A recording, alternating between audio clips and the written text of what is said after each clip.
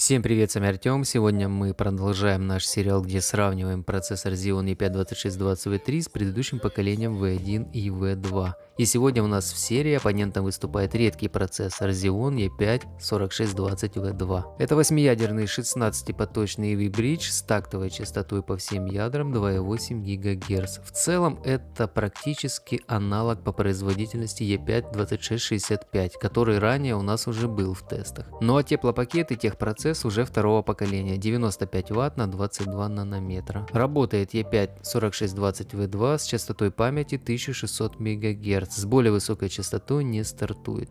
Единственный V2, который у нас был и работал на частоте памяти 1866 МГц, это E5-2650V2.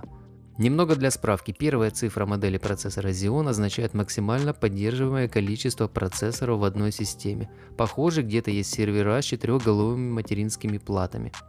Настройки в играх у нас максимально возможны, разрешение в основном 720p. Результаты на диаграммах — это чистый прогон бенчмарка FPS без захвата и оверлея, возможно погрешность с видео.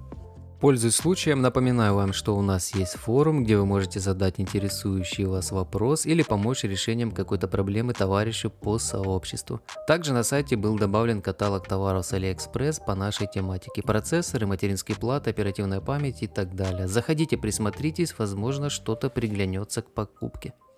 Первый проект у нас это бенчмарк Лары, средняя частота кадров по всему бенчмарку 96/79. Серьезный отрыв шестиядерного 2620V3. Несмотря на этот отрыв, 4620V2 на самом рынке чувствует себя немного свободнее. По частоте кадров 2620V3 просто унижает восьмиядерник.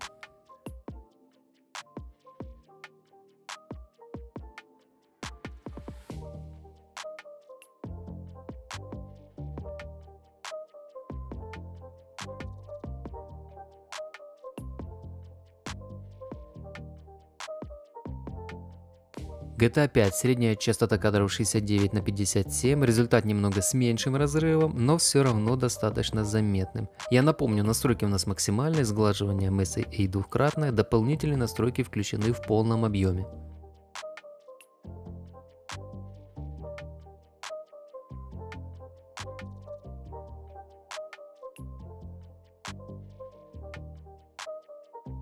Hitman 2, средняя частота кадров 81/69, производительность за E5-2620V3.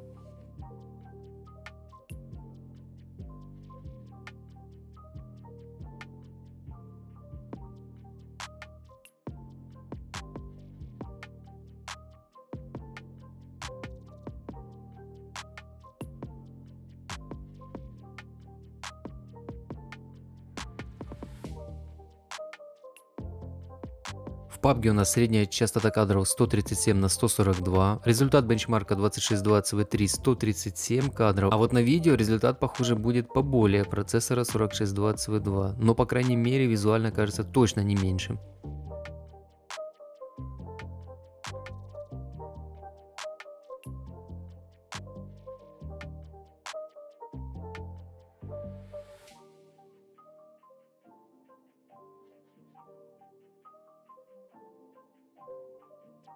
Dota 2. Разрешение видеокарты у нас тут позволило поставить 1080p, настройки ультра, средняя частота кадров 150/105. 105 как бы неплохой результат, но на фоне 150 2620V3 просто выносит 4620V2, он же 2665.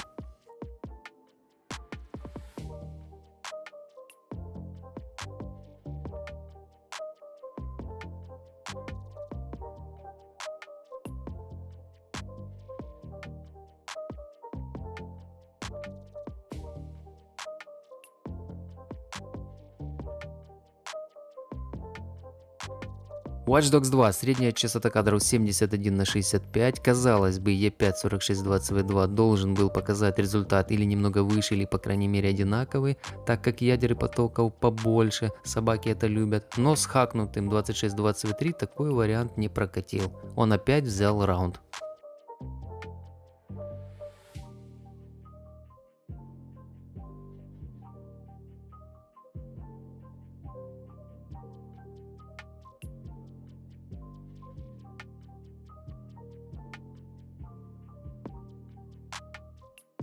Обитель зла 2, средняя частота кадров 136 на 116, результат ожидаемо за 26-23, проект отзывчиво реагирует на частоту процессора.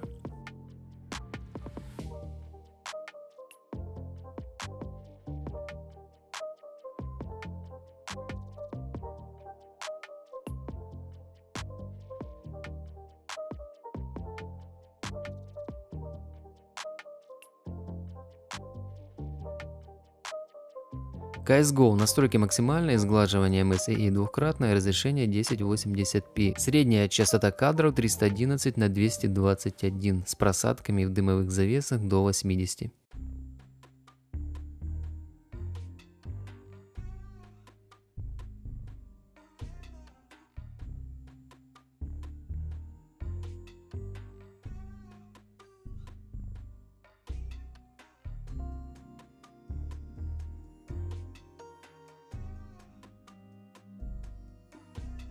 И последний на сегодня проект — это ЗОУ Припяти Benchmark, результат которого мы посмотрим немного позже.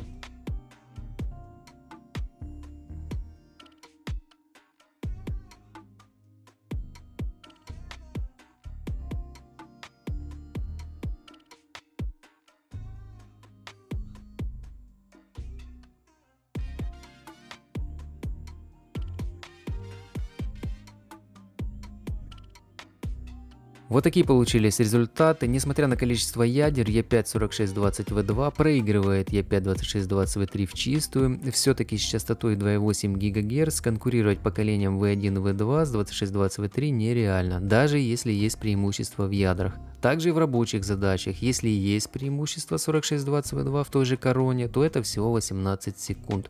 В блендере 2620V3 вообще оказался результативней. Думаю, на этом можно подходить потихоньку к концу. Не забываем за наш форум и каталог товаров. Поддержите, пожалуйста, пальцем вверх.